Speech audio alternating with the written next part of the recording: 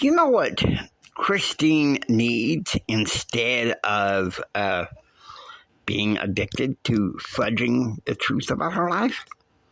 She needs to be addicted to Jesus. Thank you, JR.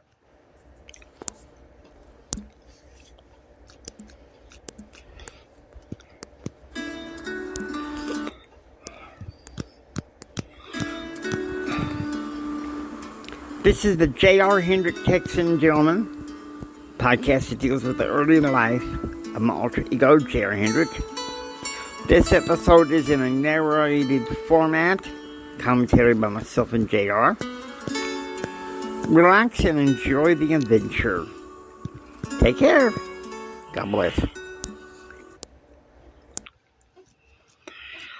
Welcome to our euphemistically nicknamed episode, podcast, the Swingfield Barbecue, where JR needs his loyal chihuahua. And some people say that they're vicious, but Jimmy and I know that they are loyal to it, Tate.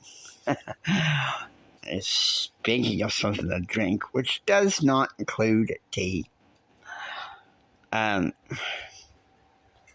Most people nowadays, because it's December 1st, they are racking out the hot apple cider. But I have something. Apple cider vinegar water.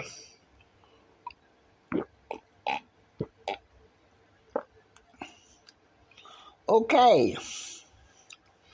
So,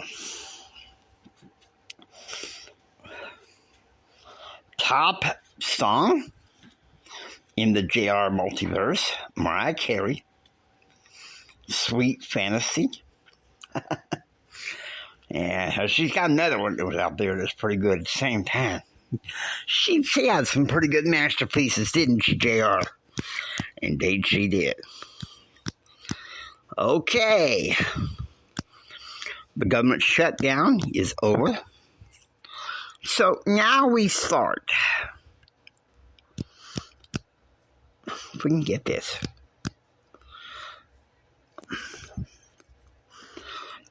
November the 27th. Okay, so it's 9 a.m. Outside the business school, Carl approaches Connie. And he's like, where's JR? Because, he's expecting JR to walk out with Connie. And Connie says, I don't know. He didn't show up to class today. Dr. Elliott says that's not like him. Dr. Pierce from the campus paper business board was looking for him, Connie said. I know Dr. Pierce called me. Meanwhile, at the same time, JR is binging breakfast burritos and Sprite with orange juice, breeding over Grandma Elizabeth's death. He put his dorm telephone off the hook and turned off his cell phone. He knows that he'd been meeting the past month with Dr. Pierce with a business board. But he wants none of it. Poor JR. 11 a.m., JR does half-heartedly go to political communications class where Christine Murray lectures about advocacy campaigns. She shows a sample abstract on a campaign she researched for. 1 p.m.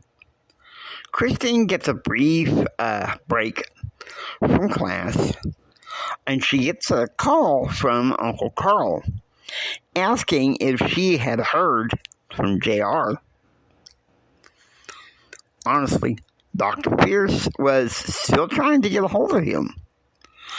Christine said that JR had texted her, told her to tell the family to leave him alone.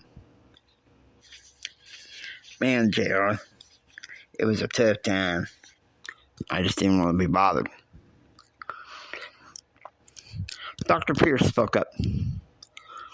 I don't think we can proceed without him. If it continues, I may have to get him off the business board. Dr. Pierce, he's had a lot on his plate with his studies and his business interests. And he just lost his grandmother. I'll find a way to take care of this. Just then, Carl's phone rings. It's the Swain family lawyer, Bill Seward. Wanting a meeting with the family, particularly Betsy. But he can't get a hold of Betsy. Carl said that she went out all day helping the hens round up the cattle to be put inside.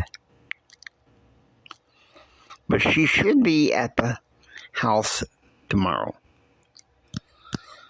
Okay, so it's 3 p.m. Kristen comes back to her dorm at Nap Hall to meet with her roommate, Pulsey. You know, and Pulsey's kind of, I don't know.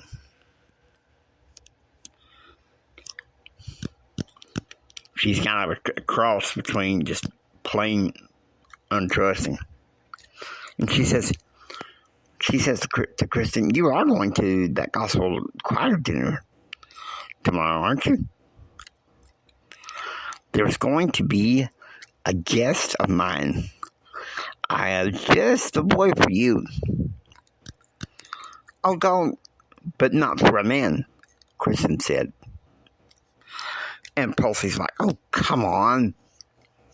What have you been saying all semester? You want a man. You need a man. And Kristen's like, all right, I'll go. And, all right, I'll go. And, you know, she's waxing this Brooklyn accent.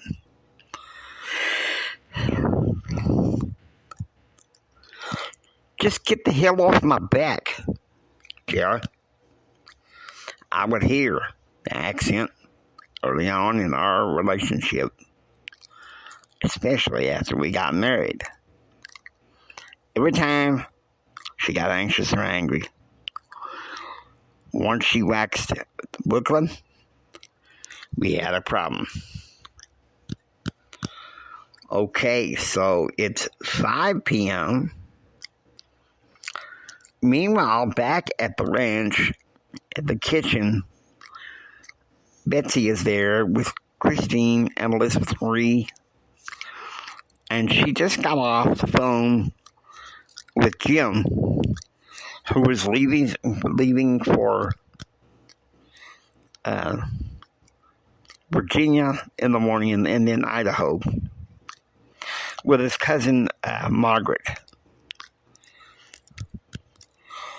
The daughter of Esther and Jim, who was living in the D.C. area.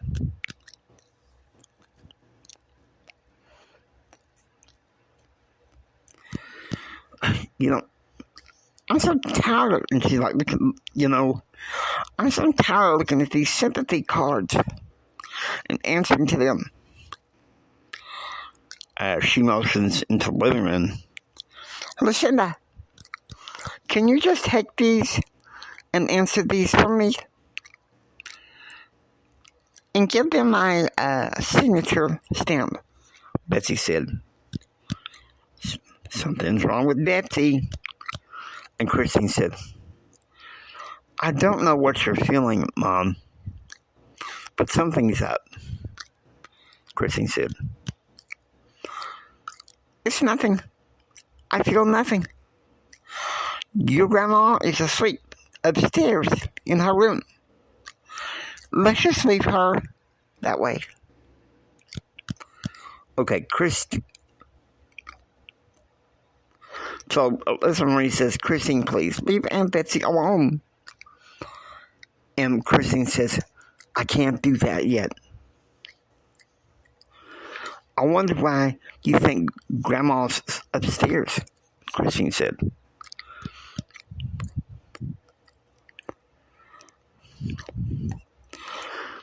And Elizabeth Marie tries to change subject. Says, I didn't realize that Lady Elizabeth had that many friends. Gerald, they were not all friends that sent cards. Some were some business and political contacts of Granddad's. Others were Esther Society friends that she occasionally associated with public consumption. President Clinton even sent a sympathy card. But Betsy saying that Grandma Elizabeth is upstairs asleep. Denial.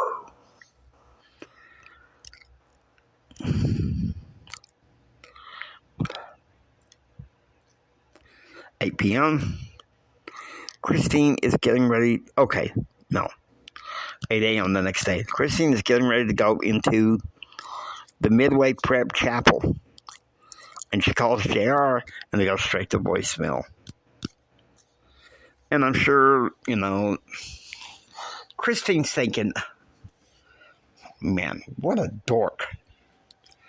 9 a.m. I think that's screwed up. Okay, we'll go through this. It's 9 p.m., okay? And JR is sleeping in his dorm room, and there's a hard knock. And Kevin opens the door. No, JR says, who is it and what the hell do you want?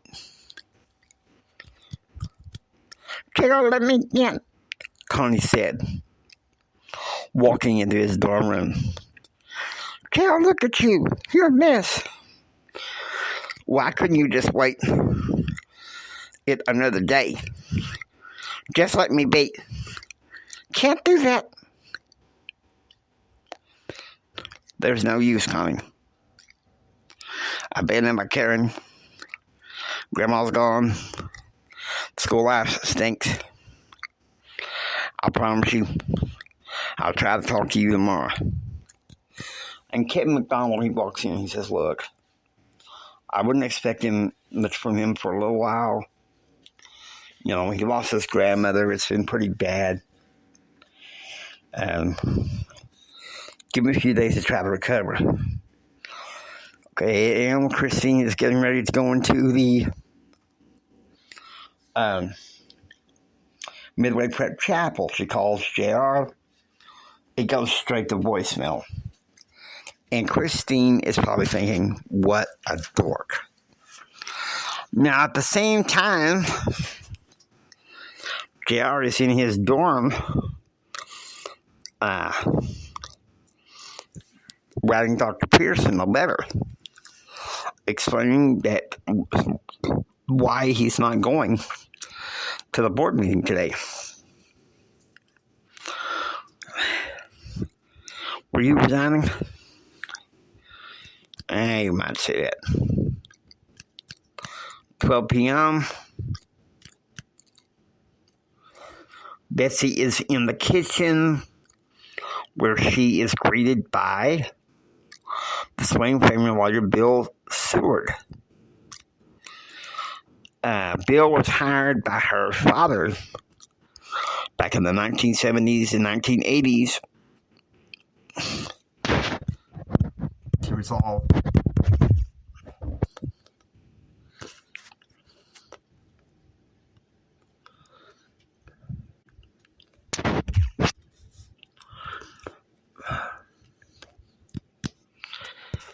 let's make sure. Okay. To resolve livestock and family issues. Okay. And she comes in, and he says, Betsy, we need to talk. And Betsy says, I'm having a fresh pot of coffee made. Would you like some? Betsy says. And Bill says, thank you, no. I think you know why I'm here. It's time to get ready to have your mother's will read. Because, and I know Jim doesn't want to hear this, it affects how Bristol Monarch should be ran. No, she's not dead. She's upstairs sleeping. I do not want to discuss this any further. Denial. Bill and Betsy shake hands, and Bill walks out of the house and drives off the ranch. 1 p.m., with his mother out in the ranch working with the goats, Kyle is neglecting duty, waiting on Madison to come out to return home. And when she's returning home, she's carrying sacks of things from going shopping. Here we go again. Remember, Madison? I'm just a young, dumb ranch farmer full of crap.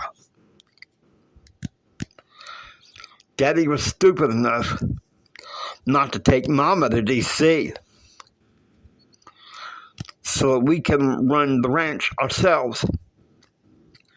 I never wanted to be on this damn ranch, Madison says.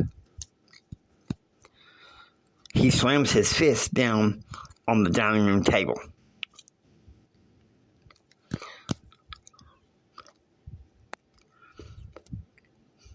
Been waiting here for 2 damn hours for us to go do stuff. I'm getting my keys, getting the truck, and going out with the boys. I don't care how drunk I am. It's obvious that Kyle has had at least a 6-pack. So how the hell is he going to do that? Okay, so it's 4 p.m. Mountain. Jim is speaking at a special SBA rally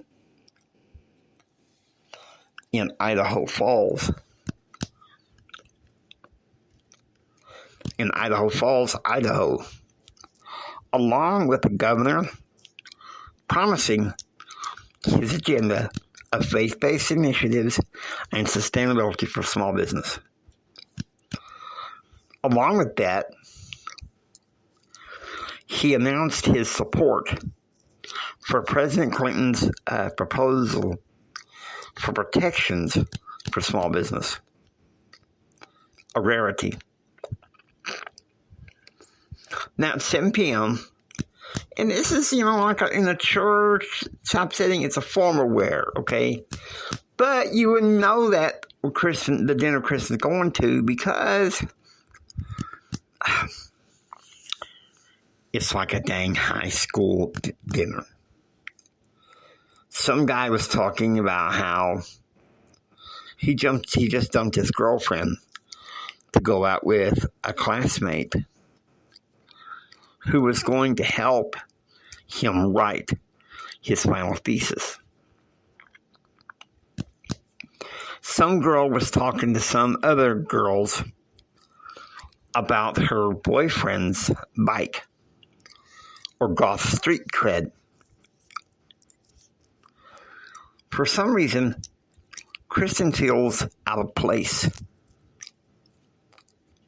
And then walking into the dinner party room was Tom Mosley. What some of the people in the room were calling him pleasure time, nice time. I'd like to walk you into your dorm after this, if you don't mind, Kristen, Tom said. Don't bother. I'm taking a shuttle home, Kristen said. Okay, so it's 7:30 p.m., okay? Kyle is still drinking. At the Dixie Biker Bar in Warfield.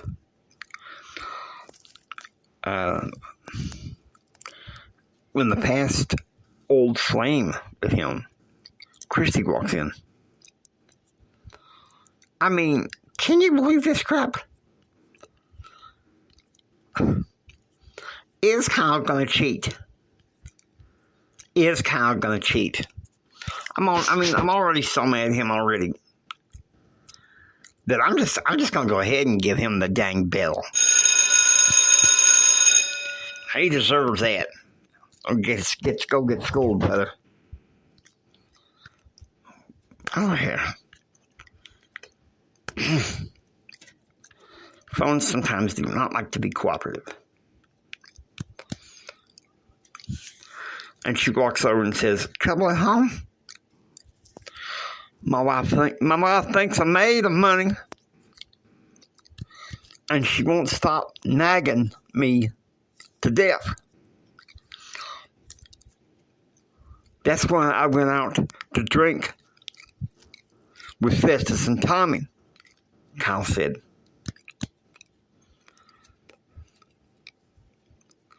I didn't think you were seeing. This was your scene after you married Madison. You know, we used to dance the night away before you went off with her. He crushes his 8th beer can and walks with her towards the dance floor. The hell with Madison. Let's just dance the night away. Kind of hand stare. Okay, so it's 9 p.m. It's in Brainstorm Room. They've had a lovely Bible study. And, of course, Stoney and CB and Stoney's girlfriend was trying to encourage him. But Jesse and Brent, they've been having some fun with the Bible study. And Jesse turns to go. Well, it's been a good time, but I think it's time for me to go back to my dorm. I'll agree. This advanced writing and rhetoric final is going to kill me if I don't start studying more now. I called you a shuttle. I got to make one call. She leaves. He picks up the phone and calls Kristen, who had just returned back to her dorm. Now, Kristen is on the phone with Brent talking about executing their plan when there's a knock at the door. Nice Tom is now super creepy Tom. Chris, how could you? Tom said. You want me bad. I said I wanted to go home alone.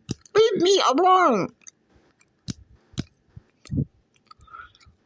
You lied to me, Tom said. You want me bad. Kristen yells at him through the door to get out. And then she picks up the phone to call Nap House security. Dang. Creepy Tom, we gotta give you the bell, bro. Here's hoping that that's the last time Creepy Tom is on the set of this podcast. Dang creepy time. Okay. The 29th of November, Christine was taken by Fabian, the driver, to go see Dr. Bertrand. I don't know how to explain this, Christine, but we have found a little spot on your head, on your brain. We want to do another MRI to rule out cancer. Christine gets non-compliant. I'm 15 and a half years old. I don't have any cancer. I can't have any cancer. Look, I know we just have to be sure. Now, I've scheduled it for you to go through another MRI on December 13th. Suncrest Memorial at Warfield.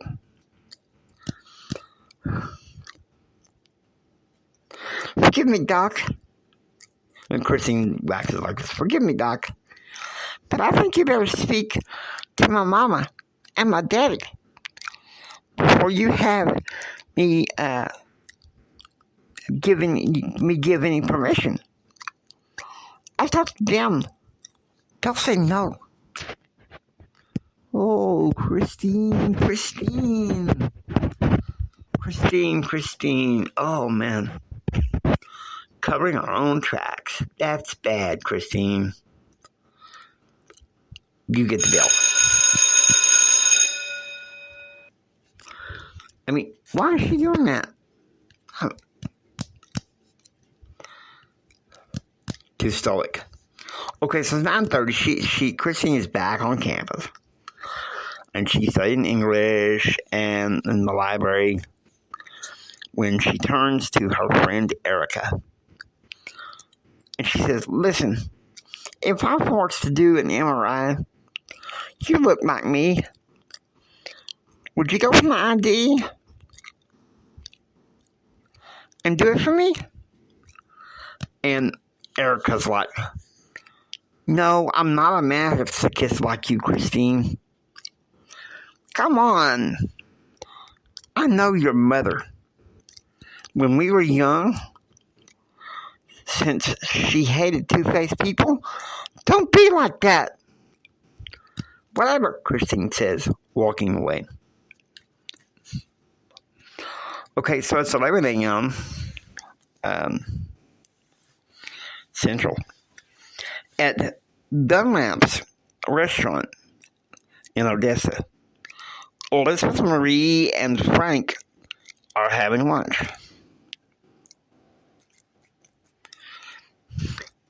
I got school, yes, but I feel like a lot of my duty is at home with Miss Betsy. Her mother, you remember Laney Swain? Well, she died last week. I know. I saw it in the papers.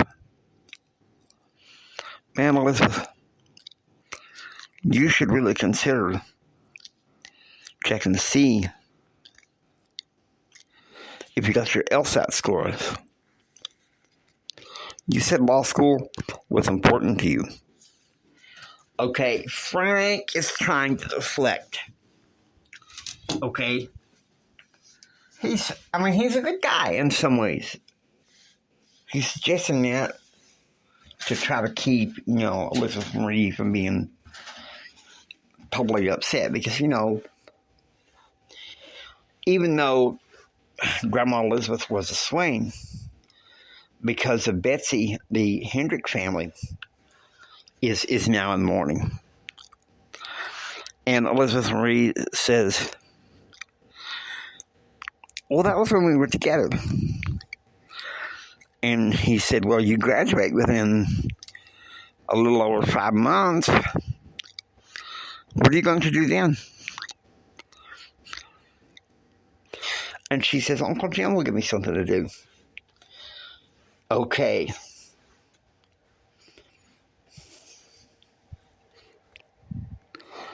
So Frank says, don't ride on his coattails. And and Elizabeth Marie's getting more determined. She says, Uncle Jim will give me something to do. But he's in D.C. And Elizabeth Marie gets angry. She says, I said Uncle Jim will give me something to do. And Frank says, okay, don't bite my head off. Anyway, intellectual property law is really starting to interest me. I thought maybe that if you went to law school, we would have a partnership. But I understand your uncle's family is in mourning. And you made your choice. Okay, so it's 1 p.m.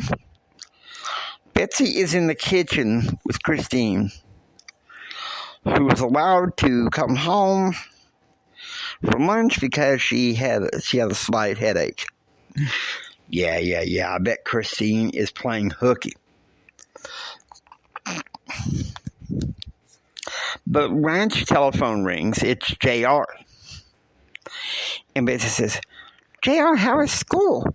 JR said, JR, school now full. Grandma's gone. JR, your grandma is not gone. She's upstairs sleeping in her bed. Besides, your daddy wants you to finish this semester strong. Denial. JR tells his mother that he has been going to school regularly. They say their goodbyes, and he sits down to eat 2 burgers from the Sneed snack bar, 2 fries, 2 Sprites, and 2 Kit Kat bars. Binge eating, JR. Okay, so it's 1:30 p.m., all right? Christine's obviously playing hooky. And while Betsy has her back turned to go outside and help with feeding some Angus cattle, she works on a little letter email to her father, deviously requesting that he call Dr. Bertrand, denying permission for the MRI.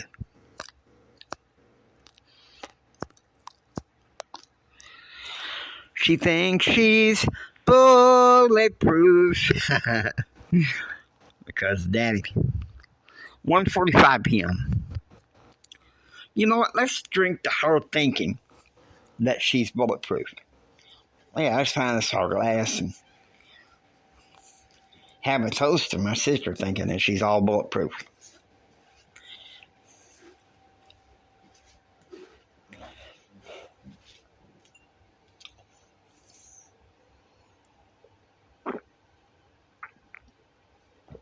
Well, there you go. 1:45 p.m. Upstairs in the ranch, Claude came looking for Betsy, but she had gone to an Eastern Star meeting. Also came to talk to you, Kyle. Sergeant agreed to go with me in the park on a deal. It's up there in Kermit,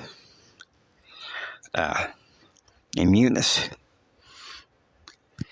A little, shall we say, desert casino resort, Claude says. Nah, count me out.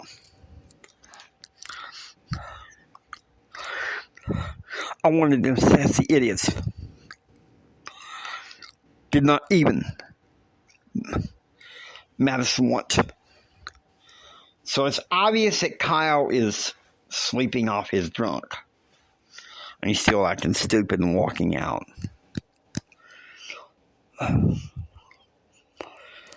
And Madison's like, Kyle, running after him. I'll show myself out. I'd much rather cut a deal with JR. So that tells you something. Something is fundamentally wrong with Kyle. He's going to get some bells, I think, this season for a while. Maybe until Daddy comes home. Maybe afterwards. Okay.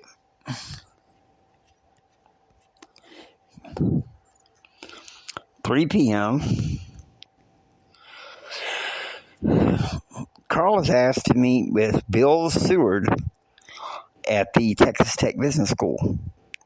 Look, once again, there's something that we really need to talk about.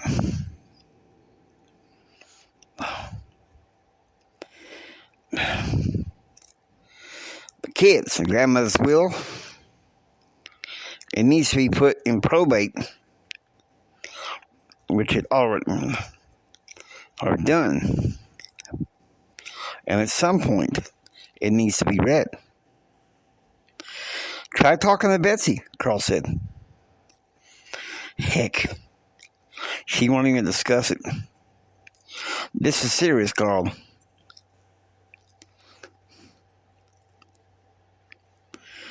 There's a codicil in her will. I can't go into it. But it has something to do with Bristol Monarch. Alright, listen. There's only one of her kids that is the voice of reason. My firstborn nephew is a crying wreck. And I hear that my middle nephew has turned into a drunk and a rude man. Now, she's only 16 or 15 and a half. But with him away, I don't have much choice. She'll talk to Betsy. And so JR goes upstairs into the business school to meet with the business board to hand the resignation letter in. Carl calls him. JR, I'm sorry, but there's no other way to say it. Bill, the lawyer that used to go to the ranch crowd event, says it's time to put your grandma's will into probate to get it read. Give Christine and Kyle everything.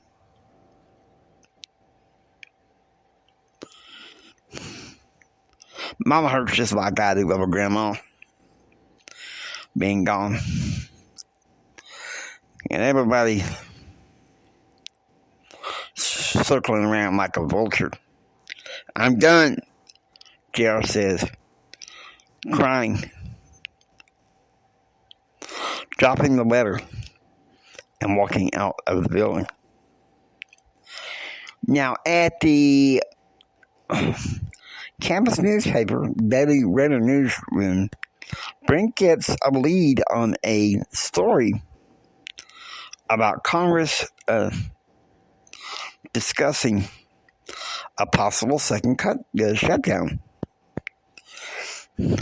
He gets word that JR is visiting the Spirit Club for the first time in 2 weeks, excusing himself and shutting down his laptop. He goes to try to meet with JR. 3:45 p.m. Elizabeth Marie is meeting with her academic advisor, Roger McMorland. He said he was willing to get her any better recommendations for anything?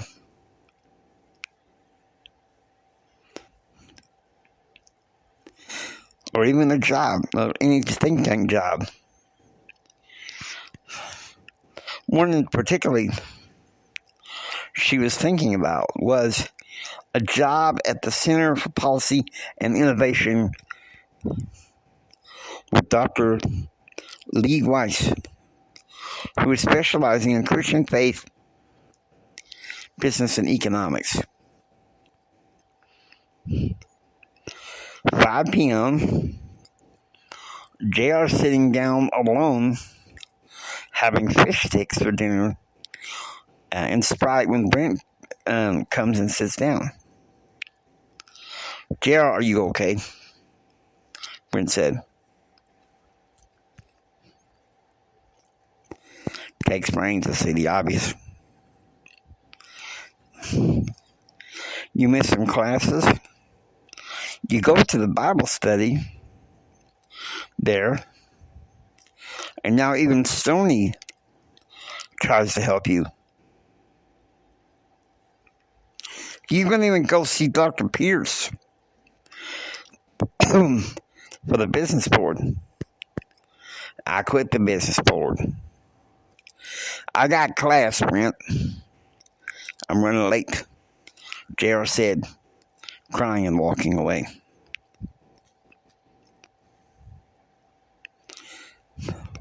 Let him be. He has to process his grief somehow, C.B. Coleman said. 6:30 p.m. JR, having lied about class, is sitting down studying when he gets a tap on the shoulder. It's Kristen. Kristen, what the hell are you doing here? JR said, crying. I came to talk to you, JR. You sound terrible. Are you all right? It's over. I'm done. It's finished. She went over to hug him. JR, please talk to me. I can tell the sadness in your voice. JR gets up and backs up against the wall in the room. What can you do? Honey, I'm done. Gone. Finished. He starts crying even more. JR, please. I'm sorry about what you're going through. I really am. Look, if you need me to, I can have you taken to the emergency room. I don't need no ER. I don't need no doctor. God, Kristen, I just miss my grandma's love.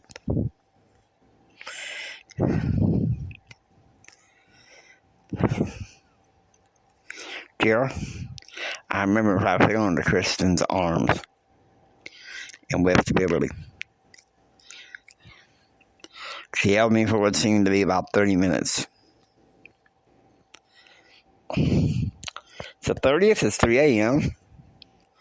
Meanwhile, back at the ranch, Kyle refuses to wake up to tend to the cows. And Betsy, knowing this, unfortunately, had to give Christine the chore.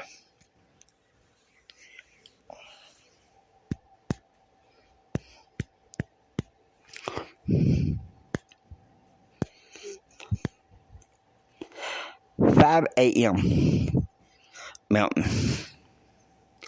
Jim is out watching TV when he gets a call from Claude saying that Kyle is refusing to work at the ranch.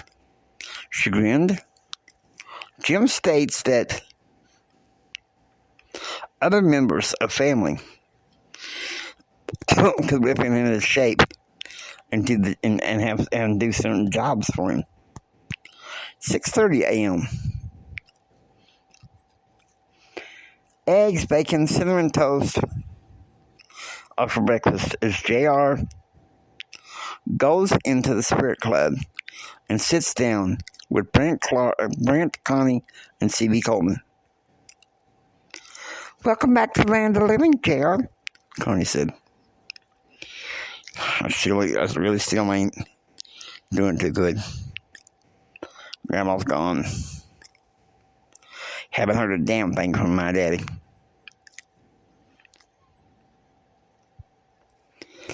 If it's about Karen, man, come on. I don't think she ever really loved you, Brent said. "I know who Brent wants you to date.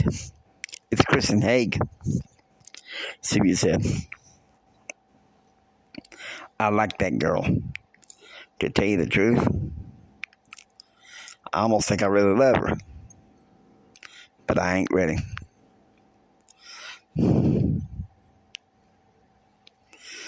"Look, you holding out for Karen has only hurt you," Connie said. "I know you have a slight disdain for your father, but in this case he might have a point. Just please, try by the club more often, and we can help you." 10 a.m. Meanwhile, in political contention class, Friedrich McKay makes his pronouncement. "As many of you know, there was no class on Tuesday because I went to present a paper at Northwestern University. A speech written by J.R. Hendrick. And also, although his thesis of his speech was completely jejune, I find myself fascinated enough to ask the team, the dean, to be a part of his advisory board for his advocacy contention paper. Most of you are juniors in this class who have made B's and C's in the final speech. JR, in all his naivete, got the highest grade on the paper in this course, a 90. And since he has a solid 8 average in this course and a fine advocacy paper, despite his grandmother's death, the final for him is optional.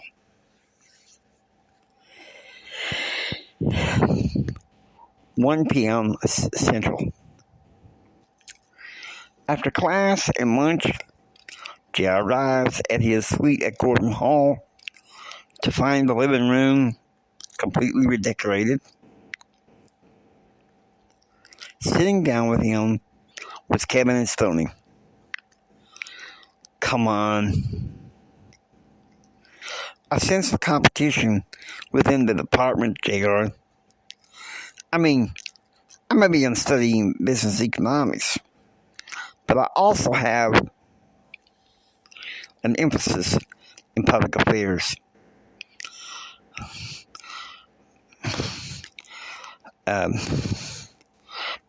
McKay is competing with Harmon. Kinghorn is competing with Harmon. You have to be deaf, dumb, and blind enough to not see that.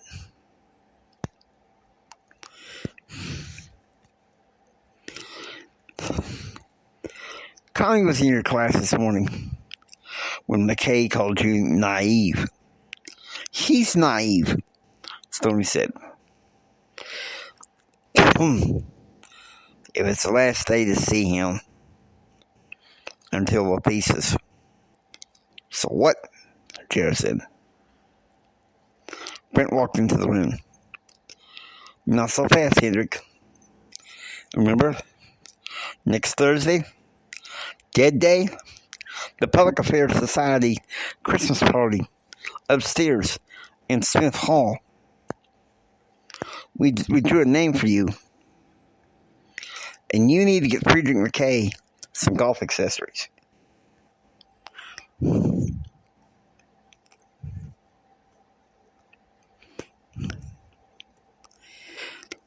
Lovely. Yeah, it might be a waste of time for me to go. Nice job, Clark, McDonald said. What did I tell you when he came back to campus? I told you guys in the club to not expect much from him.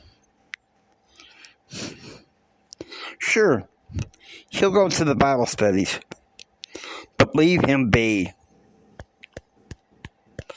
Keep me on, Mountain.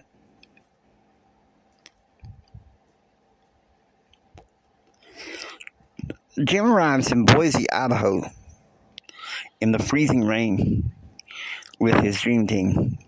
He is escorted again by limo with Assemblies of Christ Reverend Jim Fain.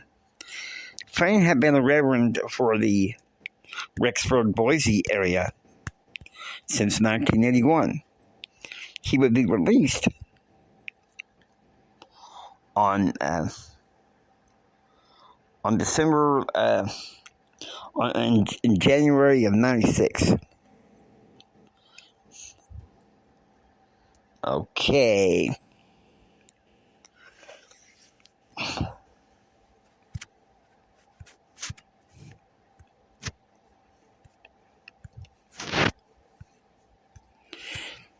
We're on the last leg.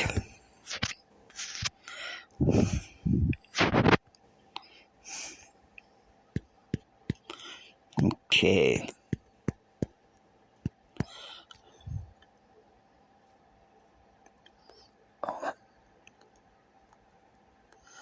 Right. Oh.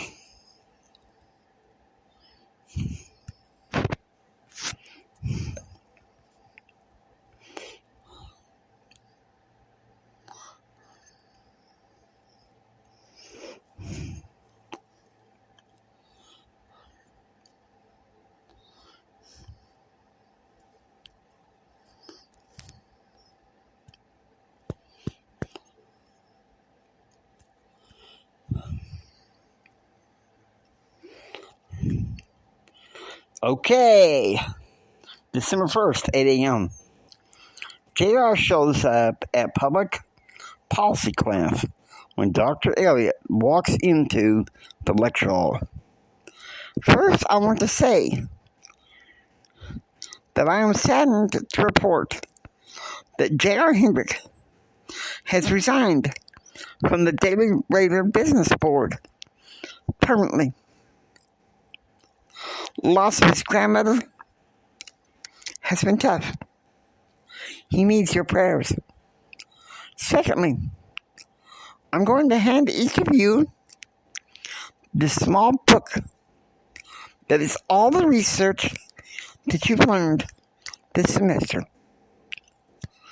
The final exam will be at 7:30 a.m. on Friday, December the 8th. But you can get it done take home. Text is multiple choice with one short essay. The final exam is due at 10 a.m. on December the 8th. Okay, 9 a.m. Mountain. Jim is meeting in the Idaho Governor's Mansion in Boise with Governor Phil Batt and Lieutenant Governor Butch Otter. Although Lieutenant Governor Otter was somewhat skeptical of what Jim had to offer regarding faith-based initiatives and sustainability, he was, for the most part, in overall support of what he wanted to talk about. 11 a.m. Central. JR seems to be doing a little better today as he goes through political communications class, when the topic, once again, was about advocacy and advocacy campaigns. 1 p.m. Central. JR is in his dorm room when he gets a call from Frederick McKay. "You look a little lost this week, JR," the professor said. "You normally so positive and naive." "My grandma died. I'm going to miss moments that I had with you as a professor.